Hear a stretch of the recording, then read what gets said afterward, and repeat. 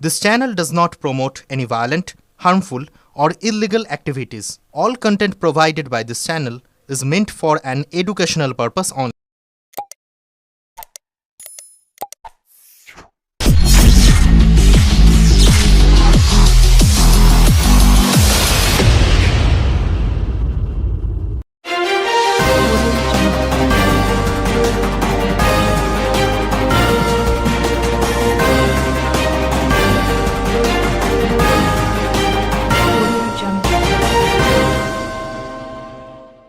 Netaji Subhas sports এরিনায় সারা রাজ্য জুডো প্রতিযোগিতা সূচনা হলো জুডো অত্যাধুনিক একাডেমির।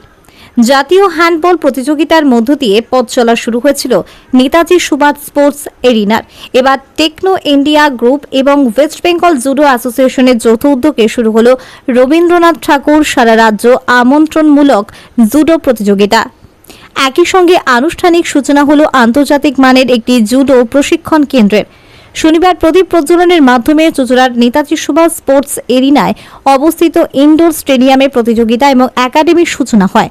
প্রতিযোগিতায় অংশগ্রহণ করে সুদূর দার্জিলিং, জলপাইগুড়ি, উত্তর দিনাজপুর সহ রাজ্যের 17টি জেলা থেকে অংশগ্রহণ করে উত্তর জেলার 370 জন খেলোয়াড়।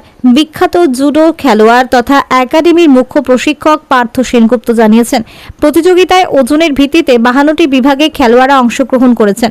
5টা গ্রুপ খেলা অনুষ্ঠিত হয়।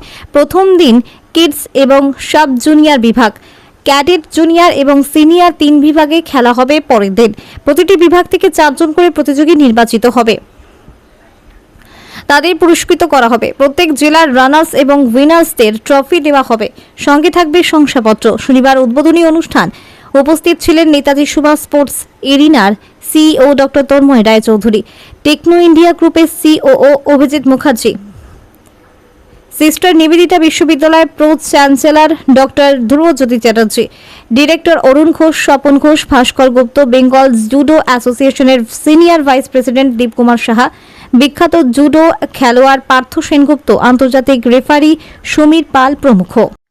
ব্যুরো রিপোর্ট, আমার কলকাতা নিউজ। হুগলির ভূমিপুত্র সত্যম রায়চৌধুরী, তার স্বপ্ন হচ্ছে একটা ইউনিক ইউনিভার্সিটি স্থাপন করার। এটা প্রস্তাবিত স্পোর্টস ইউনিভার্সিটি বলা হচ্ছে, যেখানে মানুষ সামগ্রিক শিক্ষা পাবে, স্পোর্টসের সঙ্গে শিক্ষা একসঙ্গে চলবে। Netaji Subhas university of sports and entrepreneurship যে প্রস্তাবিত ইউনিভার্সিটি আছে, তার আজকে এটা আপনি বলতে পারেন প্রথম ধাপ হলো একটা জুডো টুর্নামেন্ট এবং একাডেমির মাধ্যমে। জুডো খেলাটা আপনারা সবাই জানেন হতো যে ভারতবর্ষে নিয়ে এসেছেন রবীন্দ্রনাথ ঠাকুর। 1902 সালে যখন ওকাকুরা আসেন শান্তিনিকেতনের তার কাছে, তিনি বিদুষী এবং জুডো সম্বন্ধে তার যে কৌতূহল তিনি ব্যক্ত করেন এবং মাননীয় ওকাকুরার মাধ্যমে 1909 সালে ভারতবর্ষের প্রথম জুডো কোচ জাপান থেকে আসে শান্তিনিকেতনে। এই মনীষীর হাত ধরে যে জুডো খেলা চালু হয়েছিল ভারতবর্ষে, সেটাকে আমরা মান্যতা দিয়ে আমাদের একাডেমি এখানে শুরু করছি, তার নামাঙ্কিত ক্লাব দিয়ে। এবং আমাদের যে আচার্য এবং managing director of Techno India group Satyam Raychaudhuri, তার যে স্বপ্নের ইউনিভার্সিটি, সেই ইউনিভার্সিটির প্রথম সোপান বলতে পারে।